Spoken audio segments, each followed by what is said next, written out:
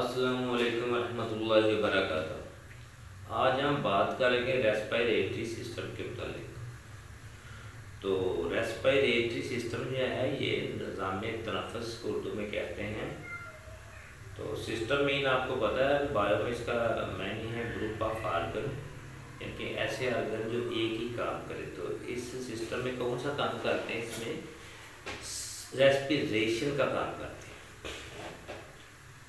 तो respiratory system जो है ना, यानी कि ऐसे अज़ा जो रेस्पिरेशन का काम करते हैं उसे रेस्पिरेटरी सिस्टम कहते हैं। यानी कि ऐसे अज़ा जो सांस लेने में काम करते हैं, सांस लेने में काम करते हैं, उसे रेस्पिरेटरी सिस्टम कहते हैं। तो रेस्पिरेटरी सिस्टम जो है ये सिर्फ ऑर्गन्स के नाम के मुताल्लिक ही है। जैसा कि हम डाइजेस्टिव सिस्टम में खुराक जो है हम मुंह से इस्तेमाल करते थे, तो इसमें ये स्टार्ट होता है नोज़ से, नाक से शुरू होता है। तो नोज़ में क्या होता है, हेयर्स होते हैं, हेयर को हम सीलिया कहते हैं, और नोज़ के अंदर जो सिक्रेशन होता है इसको हम म्यूकस कहते हैं।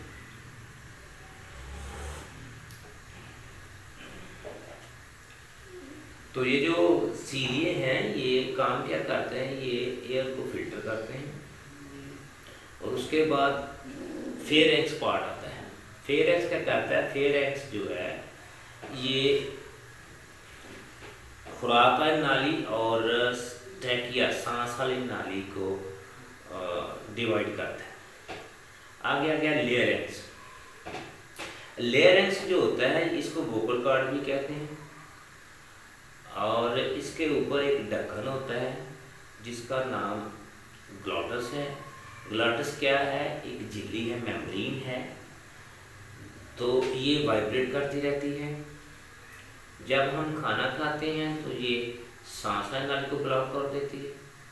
जब हम खाना नहीं खाते तो ये खुराक नाली को ब्लॉक करके रखती है। तो इसी वोकल कॉर्ड या लेयरेंक्स जो है इसके इर्द गिर्द एक शीट होती है पट्टे की, जिसको हम कार्टिलेज शीट कहते हैं। तो कार्टिलेज शीट को हम एडम्स मोबाइल का नाम देते हैं, और ये आगे की तरफ उभरी हुई होती है। ये सिर्फ मेल में होती है, फीमेल में नहीं होती, और इसकी वजह से मेल का आवाज़ जो पिच, आवाज़ की पिच है वो हैवी होती है। अब ट्रैकिया में चले जाएं। लेयरेंक्स के बाद ट्रैकिया आती है। ट्रैकिया जो है ये हर लंग्स में जाती है। ट्रैकिया आगे जाके दो हिस्सों में तकसीम हो जाती है, एक राइट लंग्स में और एक लेफ्ट लंग। तो लंग्स आगे, लंग्स जो है ट्रैकिया के बाद लंग्स आते हैं। लंग्स क्या है, लंग्स एक ऑर्गन्स है, और इसके सेल का नाम जो है एल्वुलाई है, और इसका कलर जो है ये पिंक होता है, और इसका वजन जो है 1.3 kg होता है।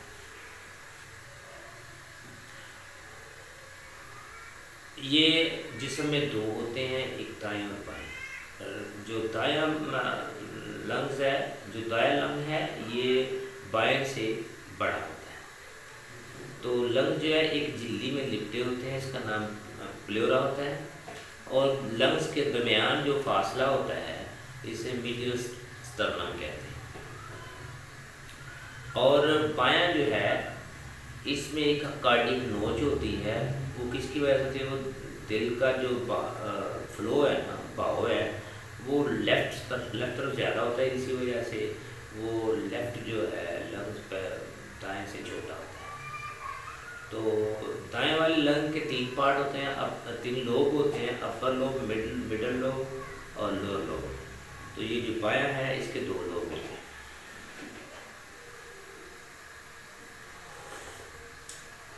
अब जो है ट्रैकिया, ट्रैकिया जो है मजीद 2 हिस्सों में तकसीम हो जाती है। पहला पार्ट का नाम है, तकसीम का पहला पार्ट जो ब्रोंकाई है, और ब्रोंकाई है, और ब्रोंकाई के बाद ब्रांक्यूल्स है, ब्रांक्यूल्स के बाद एल्वुलाई। ये 3 पार्ट्स। तो एल्वोलाई क्या है? एल्वोलाई एक सेल है, लंग्स का सेल, हर ऑर्गन एक सेल होता है, एल्वोलाई सेल है। तो ये स्ट्रक्चर और फंक्शनल एल्वोलाई जो है it is a structure and function unit of the lungs, यानी कि ये साख्त और अमल, जिसको फंक्शन कहते हैं, साख्त और अमल का एक यूनिट है। किसका? लंग्स का। तो अब जो हम एयर लेते हैं, एयर जो है ये कम्बिनेशन से मुख्तलिफ गैसेज होती हैं।